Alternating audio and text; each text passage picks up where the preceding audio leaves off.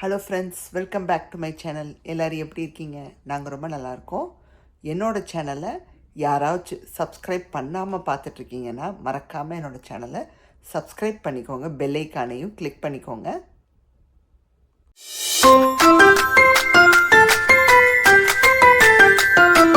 இன்றைக்கி நம்ம பார்க்கக்கூடிய ரெசிபி பார்த்திங்கன்னா சிக்கன் கிரேவிங்க. ரொம்ப ரொம்ப சிம்பிள். இதுக்கு ஒரு சில ஐட்டத்தை வதக்கி அரைச்சி அதுக்கப்புறமா அது மெயின் ரெசிபியில் ஆட் பண்ணி பண்ண போகிறோம். இது சாதத்துக்கு நல்லாயிருக்கும், டிஃபன் ஐட்டத்துக்கும் நல்லாயிருக்குங்க. இட்லி, தோசை, பரோட்டாக்கெல்லாம் சூப்பராக இருக்கும். ஸோ வாங்க பார்க்கலாம், ஸ்கிப் பண்ணாமல் பாருங்கள். கூடிய ரெசிபிக்கு பார்த்திங்கன்னா ஒரு சில ஐட்டத்தை வதக்கி எடுத்துக்க போகிறோங்க.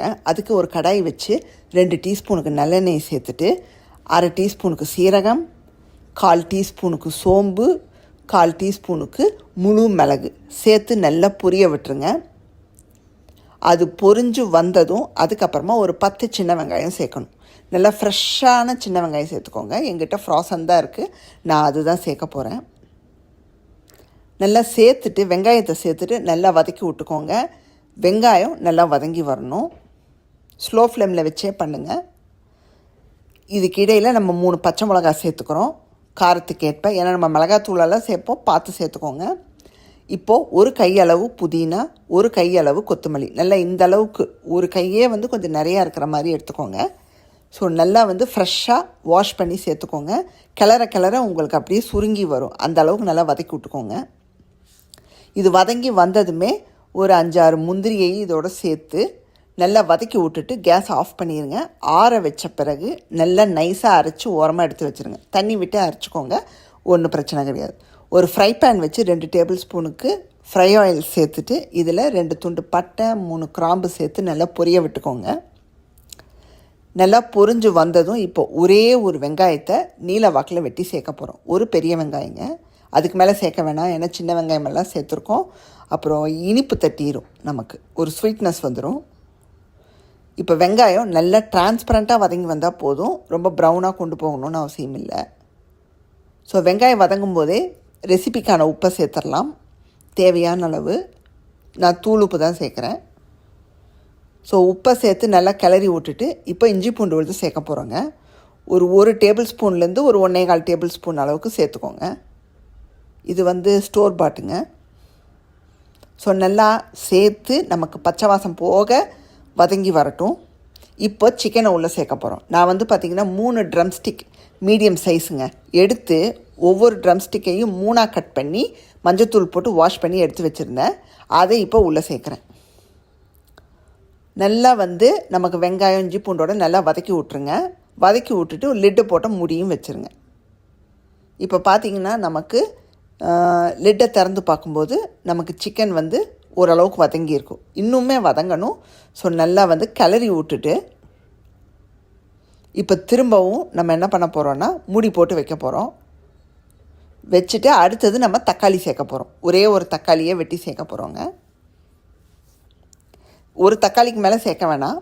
ஸோ சேர்த்துட்டு நல்லா க்யூப்ஸாக கட் பண்ணி சேர்த்துட்டு நல்லா கிளறி விட்டுட்டு எகெயின் மூடி வச்சுருங்க. நமக்கு அந்த சிக்கனோட தக்காளியும் வதங்கி வரட்டும். ஸோ இப்போ பார்த்தீங்கன்னா சிக்கன்லேருந்து எவ்வளோ தண்ணி விட்டுருக்குன்னு இந்த அளவுக்கு வதங்கி வரணும். ஸோ இதுலேயே உங்களுக்கு சிக்கன் என்ன சொல்கிறது, பாதி வெந்திருக்கும் எடுத்து பார்த்தீங்கன்னா. ஏன்னா எங்கள் ஊரில் சிக்கன் சூப்பராக இருக்கும். யூஎஸில் நல்லா குயிக்காக வந்துருங்க. நீங்கள் தவாவில் பண்ணாலும் சரி, குக்கரில் பண்ணாலும் சரி, 5 மினிட்ஸ்லேயே உங்களுக்கு சூப்பராக வந்துடும். இப்போ மசாலா பொடியெல்லாம் சேர்க்குறோங்க. ஒரு 1/2 டீஸ்பூனுக்கு மஞ்சத்தூள், 1/2 டீஸ்பூனுக்கு கரம் மசாலா தூள் சேர்க்குறோம். அதுக்கப்புறம் 1/4 டீஸ்பூனுக்கு காஷ்மீரி சில்லி பவுடர் சேர்க்குறோம். இது ஆப்ஷனுங்க, உங்களுக்கு தெரியும். என்னோடய எல்லா ரெசிபிலையும் ஒரு கலரு, ஒரு டேஸ்ட்டுக்காக நான் சேர்ப்பேன். வேண்டான்னா ஸ்கிப் பண்ணிடுங்க. அடுத்தது தனி மிளகாத்தூள் சேர்க்க போகிறோங்க. இதில் தனியாகவும் கலந்துருக்கு. ஸோ 1/4 டீஸ்பூனுக்கு நான் சேர்க்குறேன். நீங்கள் என்ன பண்ணுங்கள், காஷ்மீரி சில்லி வேண்டான்னா அதை ஸ்கிப் பண்ணிவிட்டு வெறும் இந்த தனி மிளகாத்தூள், தனியாத்தூள் மட்டும் சேர்த்துக்கோங்க. அவ்வளோதான். ஏன்னா நம்ம பச்சை மிளகா சேர்த்துருக்கோம், மிளகு சேர்த்துருக்கோம், எல்லாம் சேர்ந்து ஓவராக காரமாயிரும். பார்த்து சேர்த்துக்கோங்க. ஸோ நல்லா மசாலா பொடி சேர்த்துட்டு சிக்கனோட நல்லா கலந்து விட்ருங்க, வதக்கி விட்ருங்க. இப்போ பார்த்திங்கன்னா நல்லா வதக்கி விட்ட பிறகு இப்போ அரைச்சி விழுத உள்ளே சேர்க்க போகிறோங்க. நம்ம தண்ணி விட்டு அரைச்சி வச்சுருக்கிற அந்த க்ரீன் பேஸ்ட்டை இப்போ உள்ளே சேர்க்க போகிறோம். அப்படியே வெண்ணெய் மாதிரி அரைச்சி வச்சுருக்கேன், இதை உள்ளே சேர்த்துடலாங்க. இதை சேர்த்துட்டு தேவையான அளவு தண்ணியும் விட்டுக்க போகிறோம். ஸோ உங்கள் ரெசிபிக்கு எந்த அளவுக்கு தண்ணியாக வேணுமோ நீங்கள் அந்த அளவுக்கு பார்த்து சேர்த்துக்கலாம். ரொம்ப தண்ணியாக வேணுன்னா அதுக்கேற்ற மாதிரி பண்ணிக்கலாம். இல்லை உங்களுக்கு செமி திக்காக வேணுன்னா அதுக்கேற்ற மாதிரி பண்ணிக்கலாம். நான் இப்போ மிக்ஸியை அலம்பி கொஞ்சோண்டு தண்ணி சேர்க்குறேன்.